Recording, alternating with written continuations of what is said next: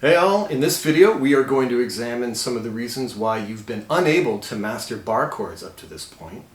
And I'm going to let you in on a very simple adjustment that you can make so that you'll never have to deal with that problem again. Let's check it out. Looking back on it now, I think the initial problem was simply the way that it was taught and explained to me. The explanation goes something like this. Straighten your finger and flatten it against all 6 strings. Okay, seems simple enough, and maybe on the surface that's what it looks like, but in fact what is going to make a bar chord successful requires a slight difference that is often, for most players, hard to even recognize. So for example, here we have the infamous bar chord F major. What I discovered is the secret to the barring portion of it is that you're not really putting the flat part of your finger, this part here, you're not really pressing the strings with that part. Now I did that for months. I flattened that finger, I placed the other fingers, and this is what I got, and you probably get that too. No matter what I did, the notes would not come out clear. So the one simple trick that I figured out that would make bar chords much, much easier, and in fact solve my problem entirely, ironically had nothing to do with my hand per se at all. It had everything to do with my elbow. Allow me to explain. With the elbow, if you swing your elbow outward, you cause most of these issues.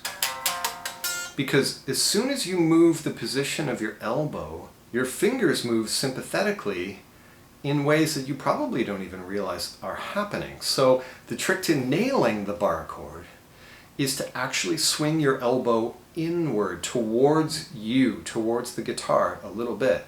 Now you'll notice that I'm now rocking my elbow back and forth here, but watch my hand. My fingers, I'm not trying to make my fingers do this. They're changing positions, they're shifting.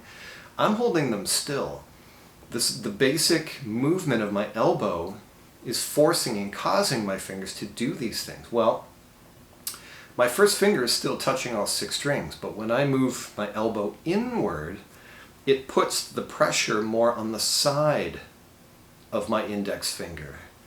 And not only is that great because it's a little bonier here, so it's going to help you to press those strings a little better, it then allows your 3 remaining fingers to move away from neighboring strings.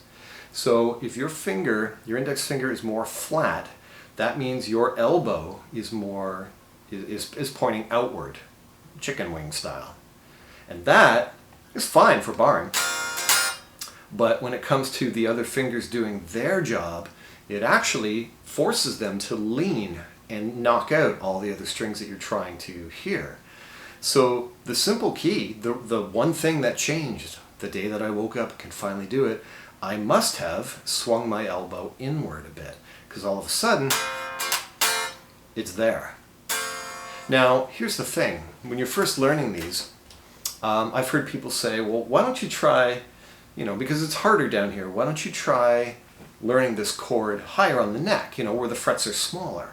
So the logic was that because the frets are closer together, you might have an easier time. The fact is, it's actually kind of an interesting thing. In a way, they were right, but not for the reason they thought. It's not because the frets are smaller. It's because if you're up here at the 8th fret, as opposed to the 1st fret, to do that, you have to bring, you guessed it, your elbow in towards you. Your whole arm comes closer to you. So that makes the C chord at the 8th fret feel easier. And then the wisdom from there was, well, now start working down a fret at a time until you can finally master the F chord.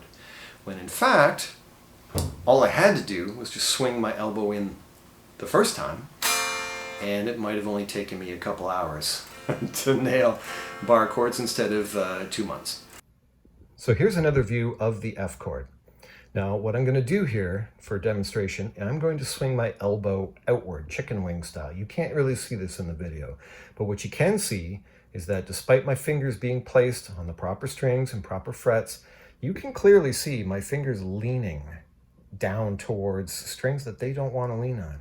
And if I swing my elbow inward, towards me, towards the body of the guitar, without me even trying, you can now see that your fingers will avoid leaning on those other strings. Of course, you're going to want to make sure that you're pressing on the very tip of your fingers as close to the nail as possible. But just that simple movement of elbow outward, causing all the leaning and all the problems and misery, and then swinging it towards you where all of your fingers are doing exactly their job and giving you the bar chord you want.